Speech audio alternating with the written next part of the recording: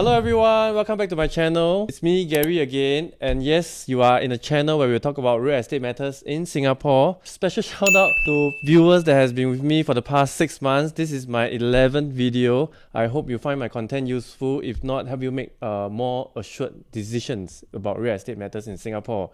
And also a special shout out to real estate friends who are also watching my video. You are on your content journey. It is definitely not an easy path, but persist.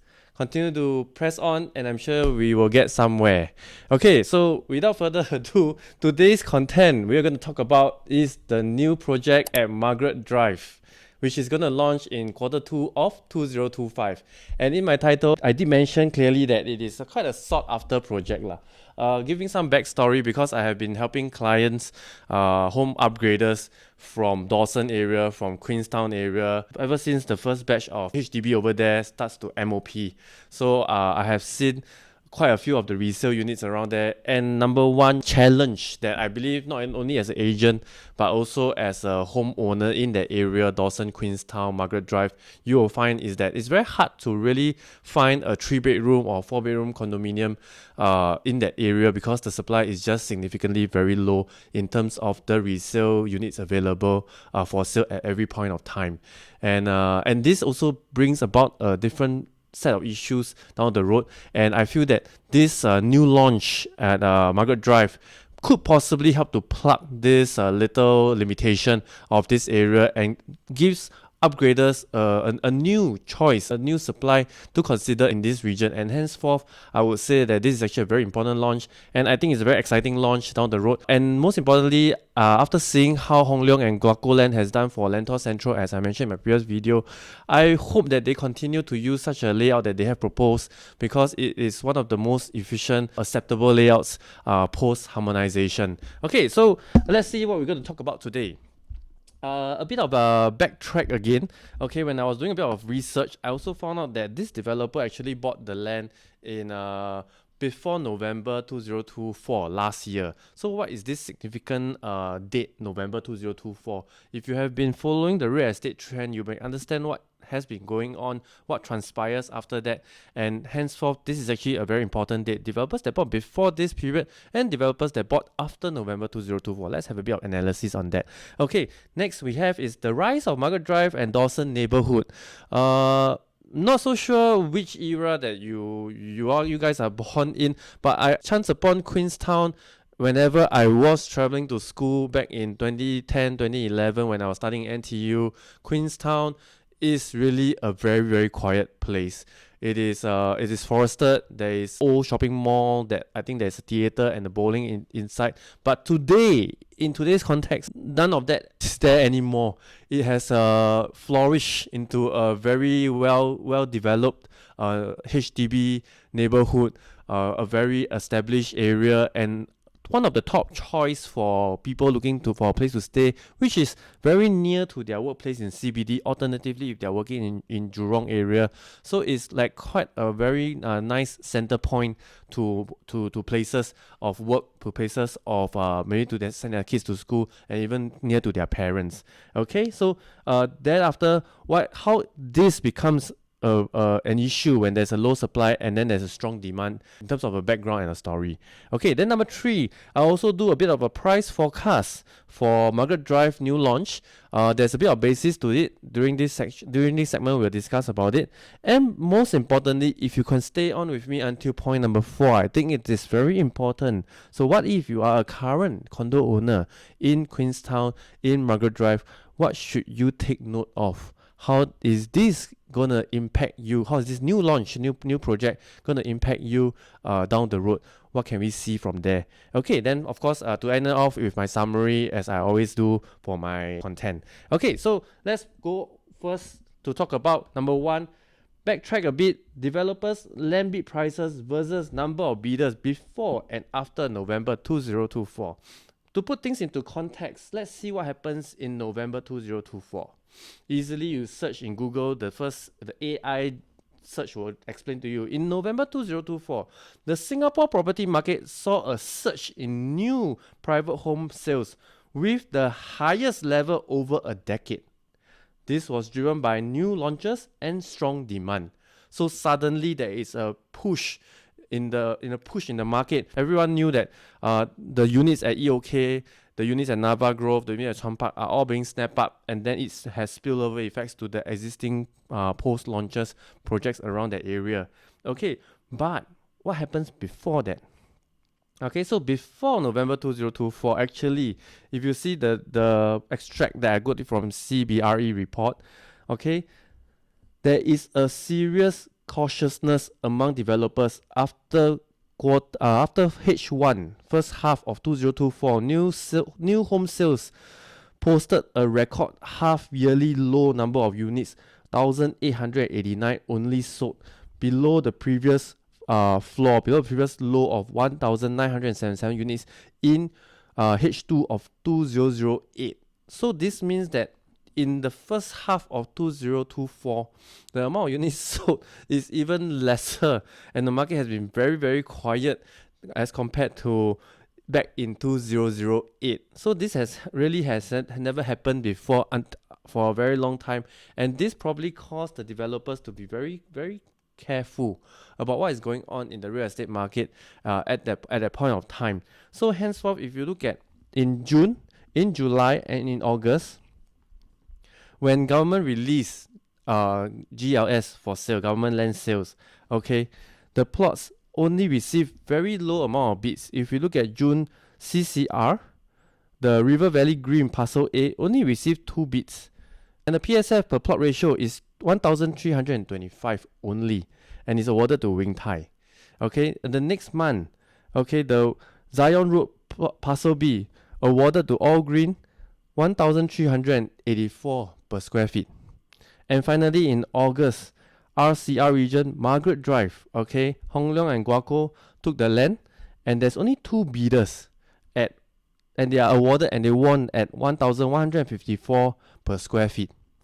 So it is literally, sometimes when I look at this, I also think that developers are very, very, very, very human, because they also are very fearful of the market.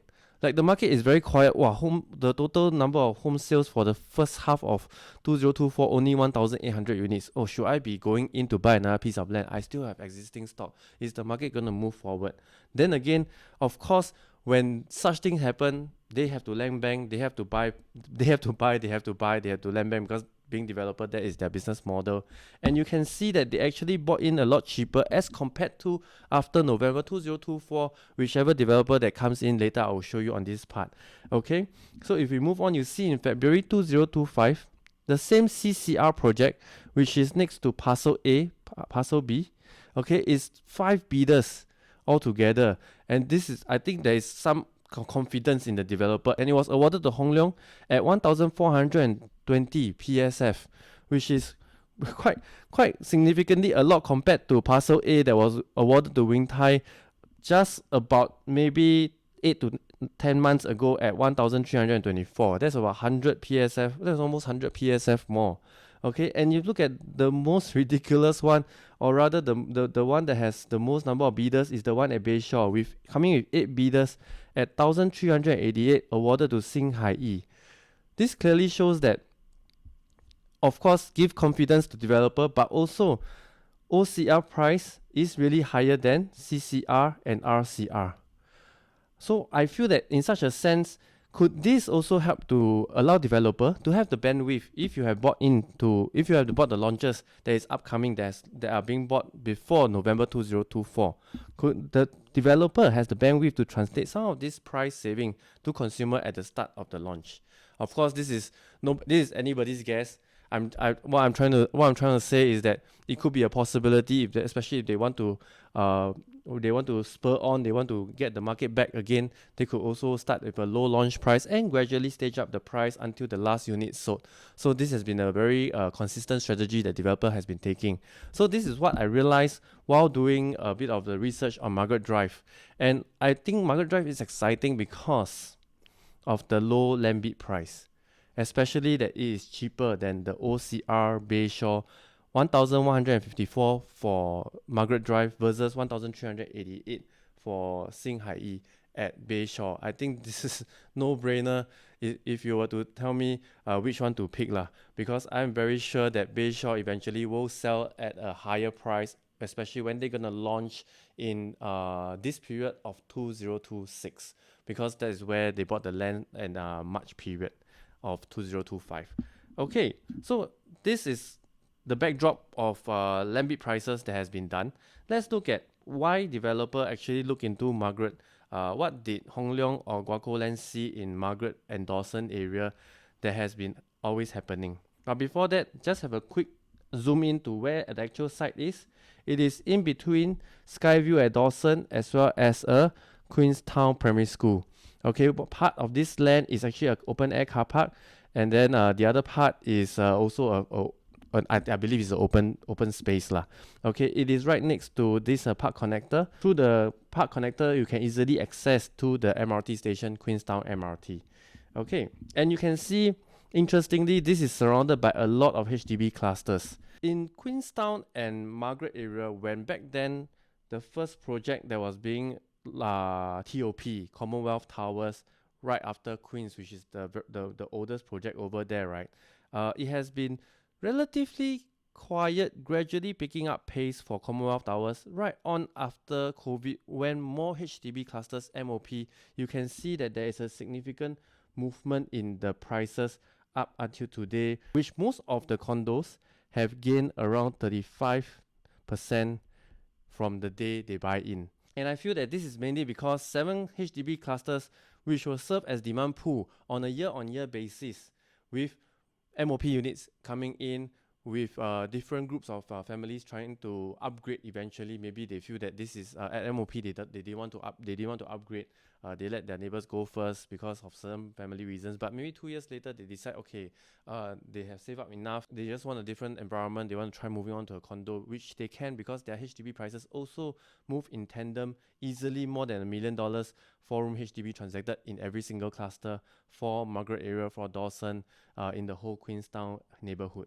Okay, and also because the condo itself presents a lot of owner occupied concept, which means when someone buy into the resale condo in Queenstown, in Commonwealth Towers, in Queen's Peak, or even in Stirling, they want to use it for their own consumption. They're not there to, not so much to invest, but to stay, to enjoy the convenience of being in Queenstown area, and henceforth this removes the supply from the resale market naturally.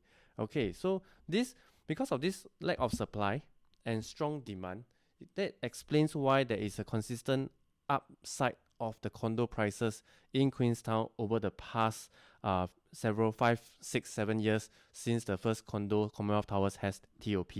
And interestingly, if you look at Queens, in 2024, if you draw a line of 2024 until 2020, it is actually quite stagnant, and it actually went down quite a fair bit. Then again, it ride on the wave of the new condos that came in, because lack of a better option, I believe so. Like maybe some of the homeowners, they go to Commonwealth Towers, they feel that with this same budget, I can get something bigger, Queens, so I just need to redo the place, renovate, and I get a bigger space. Okay, I'll just choose this. So indirectly, I feel that Queens actually ride on the wave of the new condos coming in. Okay, so kudos to the homeowners at Queens. If not, your price is for sure very stagnant. But then again, coming back, you can see 3 and 4 bedroom resale listing supplies in Queens.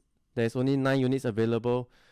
I always like to let my homeowners in the area make a guess how many units are actually for sale out of the total number of 1,464 units of 3 and 4 bedrooms in Queenstown itself. There's only 2.45%, which is only 36 units out of the 4 condos that's available. Really significantly not a lot to support the amount of demand coming in, especially when you have 7 clusters of HDB over there. Every year on year, you don't need so many of them to upgrade. Probably 5 to 10% of them decide to upgrade. I think there is insufficient units completely. Okay, so I also included an interesting portion because fortunately, unfortunately, Queen's Peak 3 bedrooms the layouts are not as fantastic. As you can see, they have 14 listings available, significantly higher than Commonwealth Towers, than Sterling Residences. A bit hard to move the units over there. I have seen the layout.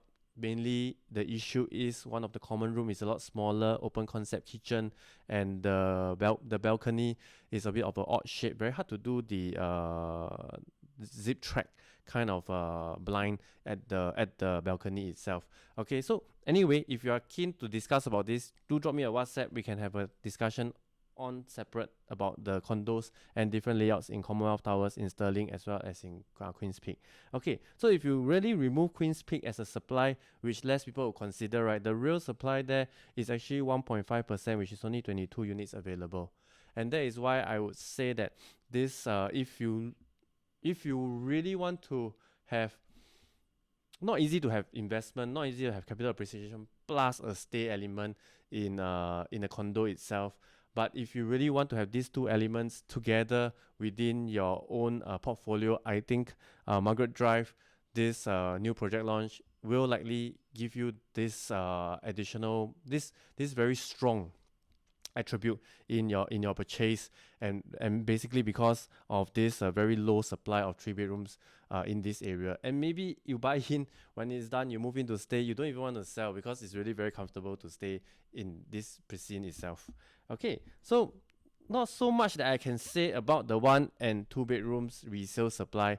Not so much I can say about the 1 and 2 bedrooms because they present a very different ball game altogether. There's actually quite a lot of choices of 2 bedrooms and 1 bedrooms available. Of the 2025 units of 1 and 2 bedrooms available, okay, there is 154 resale listings available.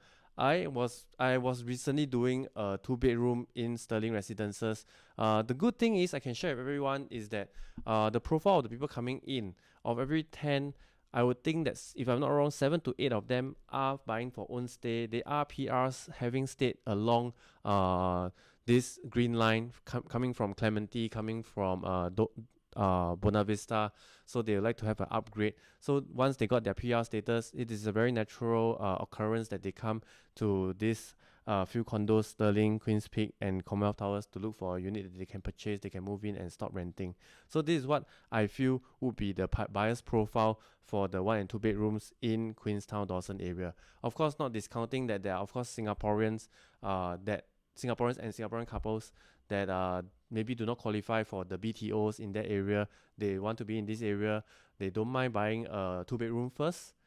Easier to start off, not so hefty on their pockets, and eventually if they want to leave the two property kind of dream, they can decouple down the road. It's a lot easier to decouple from a 1 bedroom and 2 bedroom, and then as their income grows, they can go for a 3 bedroom and henceforth being able to hold 2 properties. If not, they will leverage on what they have now, and 4 to 5 years later they'll upgrade to a 3 bedroom also within this area.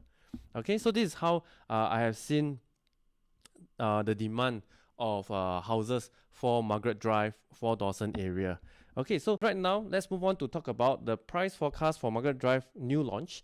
And most important thing is that at the point of me doing this content, we are in May 2025, and the launch is supposedly heard that it's going to happen in Q4 of 2025. That is another 4 to 5 months more. So there will be some price differences down the road that I believe, given the take-up rate of condos in Queenstown, especially 3 and 4 bedrooms, the resale price will continue to climb up to Q4, and henceforth this is just a benchmark. And how I benchmarked it will be similar to how developers likely to benchmark it. They want to see what is in the surrounding area transacted.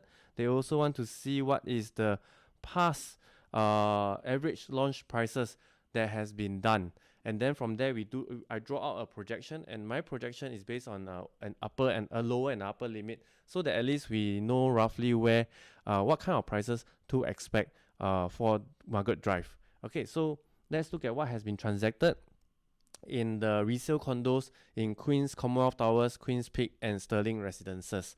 Okay, so you see in Queen's, 2 bedroom is already going at 1.6 million.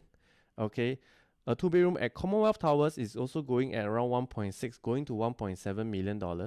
Queen's Peak on average is 1.5 million, and sterling is 1.596, which is also going towards 1.6, possibly touching 1.7 if I'm not wrong, if transaction continues to flow up till Q4.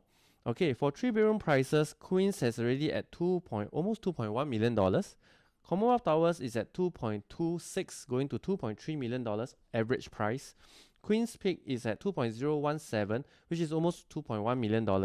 And Sterling Residence is almost hitting $2.5 million as well. So I believe prices will continue to climb up till Q4 also. Okay. For average 4-bedroom prices in Queens is $2.5 million. Commonwealth Towers almost hitting $3 million. Queen's Peak is at $3.3 million round up, and Sterling is at 3.4 going to $3.5 million. And interestingly, for a 5-bedroom, there is only Queen's Peak transacted at $4.2 going $4.3 million, possibly at Q4 if ever there's any transaction or anyone wants to sell. Okay, so how does developer look at what kind of price to measure up to, right? Of course, they want to see what is the launches that has done well. For example, Ori, Alta, Parktown.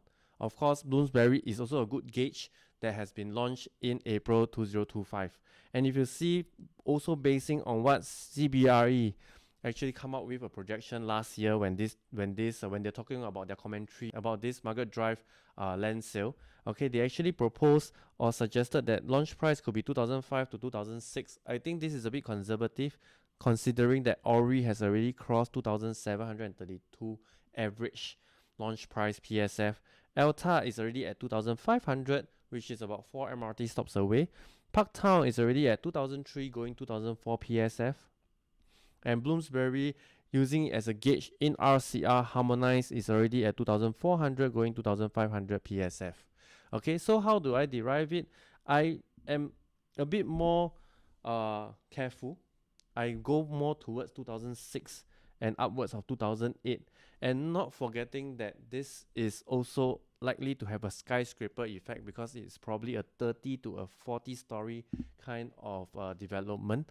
Okay, so it will have, as usual, like Ori, starting price maybe around 2005, 9, then gradually go up to the middle, 2007, going up a bit, and then really reaching the top, the highest floor, last unit at 3,000 or maybe 3,100 PSF, that kind of trajectory for developer to play around. So what I gauge is between 2006 to 2008, and you can see that if it's the 1-bedroom, I also use Lentor Central as the bedroom sizes, because I really think that their sizes is quite ideal in terms of own stay kind of concept. And then you can see that for 1-bedroom at 484 square feet, we are between 1.25 to 1.35 million dollars. Okay, for a 2-bedroom, 2-bath, 678 square feet, we are at 1.7 to 1.8 going 1.9 million dollars. A 3-bedroom, 2.379, 2.4 to 2.562, depending on the height of the unit. And a 4-bedroom, $3 million to 3.3 or even $3.4 million. And 5-bedroom, if they were to do a 5-bedroom, I hope they do a 5-bedroom, because I think that is, if you can afford, go for a 5-bedroom over there, because I don't think much of the condos there have a 5-bedroom, and it is 3.8 to even $4.2 million. So if you really compare this, which I will show you in my next slide, it is not too far off from the resale prices that has been transacted in the condos in Queenstown itself. What does that mean for you as a current owner of a Queenstown condominium? I think this is the next point that I bring up is very important for you, as I have as I'm analyzing, I start to really think, like, if I'm an owner over there, wow, how come a new project that is 4 years later they're gonna TOP, and I'll be an old project, and then the buyers buy in at the same price as I do, or it's the same price as my condominium. Something must be quite interestingly not say wrong, because this has not happened before, and the basis of this is because of harmonization of GFA. and that is where certain square feet is taken away from the old way of calculation, and therefore price quantum seems to have a bit of a halt. Later you see in my next slide. Let me show you. So if you are a current owner, condo owner in Queenstown, stay tuned, look at the next slide, don't go away. Okay, so what is your risk? I would say that the one bedroom at Margaret Drive new launch might not be so much of a challenge to the existing condo owners, but if you look at the two bedroom onwards, okay, if anyone were to buy in at 1.76 to 1.8, close to 1.9 million dollars, it could be very close to any of the resale prices that has been transacted. 1.681 average two bedroom prices that has been transacted, so it's at sterling 1.596. Okay, so this is not a very big difference as compared to what we are used to. Back then when we are selling new launches, surrounding might be $1 million, but then the new launch we have to buy in at around 1.2 to 1.3 million dollars. But now the gap becomes very small, and this has, I feel, a bit of a challenge when it comes to the future resale buyers down the road, which I will explain later on. So if any buyers were to come in to Margaret Drive for a 3-bedroom, they buy in at 2.379, $2.4 million up to 2.5 or 2.6 million dollars. It is actually very close to, say for example, Sterling residence that is already transacted average of 2.423. And this is the average price. This is not the highest, and this is of course not the lowest. That means to say, moving forward, there are going to be transactions in Sterling residence that is going to hit 2.5, hit 2.6 million dollars, which means to say that will be very similar to the price that the new project might be selling. Okay. Following on, if you look at the 4-bedroom, if they were to launch the 4-bedroom, even though the size is a bit smaller at 1184 square feet, the price could be around 3.1 to 3.3 million dollars, and this is even more can't use the word absurd, but makes the new launch price a lot cheaper than what is going on in the resale. So likely developers might not price at what I have mentioned. They might price slightly higher because they have seen how resale has been transacted, has been accepted, and it's the average price and it's not the highest priced. Okay, so what I'm trying to say is that what if these Margaret Drive buyers enter close to or same as your current condo resale price? Can they exit at the same future resale price as you? Which means to say, if someone else bought in a 3-bedroom at Margaret Drive at $2.5 million, down the road when they want to sell for 2.8, $2.9 million, same likewise, your resale surrounding resale condos, you also want to sell around that 2.8, $2.9 million. What is your attractive point at that point of time? Because your condo at the age whereby they TOP in 2029 would be significantly lower. Commonwealth Towers would by then be 12 years, Queen's Peak would be 9 years, Sterling would be 7 years, and Queen's would be 27 years old. Whereas Margaret Drive is still brand new, is just TOP. Okay, so will the future resale buyers, given the same price point, choose something newer and nearer to amenities? Because this concept is very evident in certain, if we go back down fundamentally to HDB. When the HDB cluster gets older and there's a new cluster come in order for the older cluster to sell off within the same neighborhood, they have to sell at slightly lower price. If not, they can't attract the buyers to come over. And I think this might be a concept that likely to happen in Margaret Drive after Margaret Drive new launch TOPs. Okay, so what if you have to sell at a lower profit to attract the future resale buyers? Because your condo is a bit older, because they have to spend some money to do renovation and henceforth. So you might not be able to sell at the price that you want to project. So why is this important? I feel that if you are a current condo owner in Queenstown, I think you might want to consider changing your portfolio for the time being. And this is, I believe, one of the main reasons why two of my homeowners in Great Wall area as well as in Queenstown area decided that okay, they have good enough profit, they want to change out because they feel that this post harmonization might affect their selling price in the future. Why not I exit now first, I get my profits, I secure my profits first, and then maybe I buy back. I can buy back Margaret Drive, something newer, and then continue rolling the profits and maybe emerging out better as a better competitive product in the resale market for the whole of Queenstown Margaret Drive.